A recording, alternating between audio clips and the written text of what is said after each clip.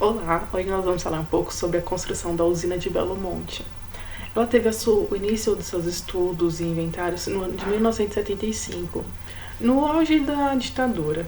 Aquela época foi marcada por grandes obras faraônicas que teve pelo Brasil, como a construção de Brasília, a Transamazônica e o nosso assunto de hoje, que é a usina hidrelétrica do Rio Xingu. Há pouco tempo atrás, um passado assim bem recente, a então presidente Dilma Rousseff, ela obteve a concessão de licença para a operação da usina de Belo Monte. Não foi uma época muito boa, porque assim, acabou tendo muitos protestos contra a construção da barragem, fizeram passeatas, o pessoal na internet se mobilizou bastante contra essa construção, ou melhor, a finalização da construção.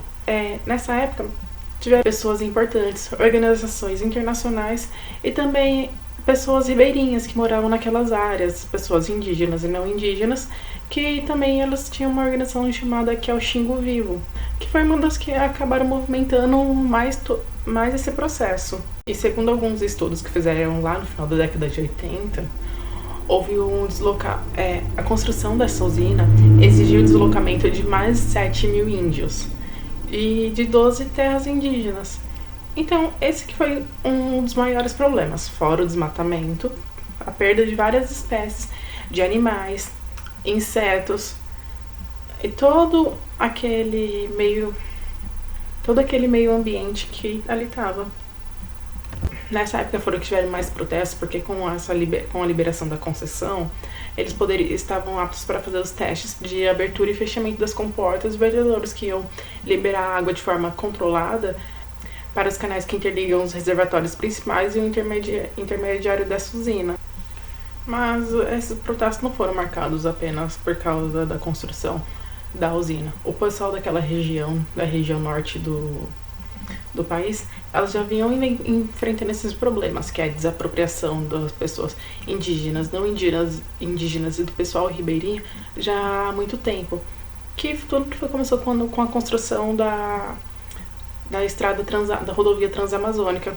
Era para ser uma das maiores rodovias do mundo, porque ela cruza o Brasil na horizontal de uma ponta para outra. Na verdade, a ideia inicial dessa construção é que ela fosse levada até o Peru. Então seria uma estrada que ligaria assim, o litoral brasileiro, atravessaria todo o nordeste e o norte do país e chegaria no Peru. Só que essa estrada assim, ela foi um projeto idealizado muito bom, porém tem alguns problemas que persistem até hoje. A estrada naquela região, em alguns pontos, ela não é pavimentada, não tem asfalto nem nada. Então, em épocas de chuva, que é mais ou menos por volta de outubro, novembro, aquele lugar fica intransitável, porque alaga, as pessoas não conseguem se movimentar e tem alguns trechos que os buracos na estrada são tão grandes que os carros, caminhões só conseguem sair dali, sendo rebocados por trator. Muitas pessoas até assim com moto acabam ficando ilhadas porque emperram lá e não conseguem sair. E a idealização inicial, que era de uma estrada assim boa, que pudesse ligar o Brasil e a outros países, acabou que meio por água abaixo, de reais, e digamos que ela não está finalizada. Isso gera muita indignação do pessoal local, porque uma obra que acabou desagradando tanta gente e mobilizando tantas pessoas, tanto para a construção quanto para a não construção dela, tá lá, digamos que não finalizada, porque uma parte é asfaltada, a outra não tem asfalto, está lá no chão de barro, não praticamente, no chão de barro realmente, e chega a ser intransitável. Então é um dinheiro que foi jogado no lixo, porque só tá lá. Foram milhares de pessoas desabrigadas, porque a comunidade indígena que morava ali teve que sair. Mudou totalmente a logística e a ambientação do lugar, porque vieram pessoas de outros lugares, principalmente da região nordeste, para a construção ali, então ficaram. Então, costumes, dialetos, meio social foi totalmente mudado. Fora as espécies que acabaram sendo mortas, animais, pessoas que acabaram sendo desabrigados, e o tanto de desmatamento que houve, que para construção não vai tirar só ali por onde vai passar a ruinha que vai desmatar, não é uma, duas árvores, são milhares de quilômetros ali que teve ali de mata desmatada, de animais desabrigados, de espécies de insetos, de mamíferos, de primatas, de qualquer animal que você pode imaginar que vive ali naquela região. Foi uma grande perda para a natureza e foi uma grande perda para o homem também. Então, assim, a gente chega assim nessa questão. Será que mesmo todo esse progresso que levam ali vale a pena? Será que nessa urbanização forçada todos estão ganhando? Por um lado, acabou gerando povoamento daquela região, que foram de trabalhadores que durante todo esse período acabou indo para lá, para aquele lugar, morar por onde passou a rodovia, morar ali na região ali de Altamira, que é onde construída a barragem de Belo Monte. Então acabou movimentando a economia, movimentando a cultura. Isso aí a gente conseguiu ver também foi quando teve a época da construção da usina de Itaipu, que foi... nós perdemos ali um bioma muito grande naquela região. A usina ela foi feita junto com o Paraguai, num acordo. Nesse meio tempo foi criada a Itaipu Binacional, e durante esse processo de construção da Itaipu foram necessárias a desapropriação de mais de 40 mil pessoas que eram trabalhadores do campo, pessoas ribeirinhas e pessoas indígenas que moravam ali na região. Fora os animais que foram perdidos, a fauna, a flora e as nossas paisagens naturais, como as Cataratas de Sete Quedas. A cidade de Salto, que ficava ali próximo das Cataratas de Sete Quedas, ela era muito movimentada pelo turismo, que é o que gerava a maior parte da renda para a cidade. E com o alagamento da cachoeira, ela acabou perdendo esse ganha-pão. Então, muitas pessoas acabaram sendo afetadas com isso. A construção da usina de Itaipu, a cidade de Foz do Iguaçu, ela teve uma mudança muito grande.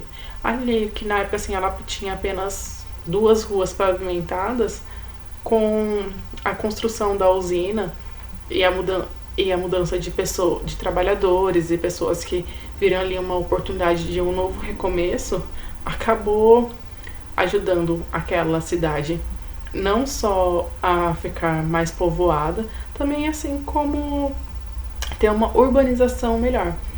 Hoje ela é uma das cidades que mais é mais movimentada no Brasil em relação ao turismo. E hoje ela é uma cidade que teve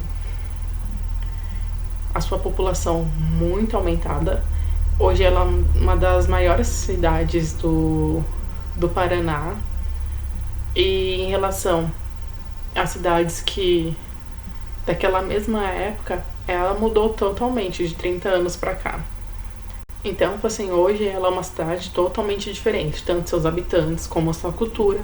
E isso aconteceu na cidade de Altamira. Era uma cidade pequena, com poucas pessoas. Muitas delas eram pessoas ribeirinhas que viviam da pesca ali no Rio Xingu. E hoje ela é uma cidade assim que teve a sua população multiplicada várias vezes. Então, assim, isso é bom porque gera renda. São pessoas que durante a construção da usina que foram lá para trabalhar acabaram abrindo comércio, são escolas que são construídas ali, tem uma urbanização maior ali. Porém, com esse crescimento demográfico sem controle, que não era previsto, tem alguns problemas, como a violência no local, que lá em Altamira é um problema assim, muito grande, porque o seu índice de assassinatos ali tá para 128 pessoas para cada 100 mil habitantes. Então, acaba sendo assim um lugar muito violento, porque a população ela cresceu tão rapidamente porque o poder público não teve tempo de implementar medidas sociais que desse suporte para essas pessoas que estavam lá. E isso também aconteceu em Foz do Iguaçu. Teve um crescimento demográfico muito grande, rápido demais, e o poder público não conseguiu acompanhar isso. Tanto é que lá é uma cidade, assim, apesar de ser grande, uma cidade que movimenta muito o turismo, é uma cidade também que é conhecida muito pela violência. A gente chega no ponto que nós perguntamos, até que momento que isso é benéfico para pessoas que moram nessas regiões, para pessoas que têm os povos nativos daquele lugar? Porque além de mudar toda a cultura, muda toda a fauna, toda a flora e todo o ambiente ao redor, que é uma mudança gigantesca que infelizmente não tem como voltar atrás.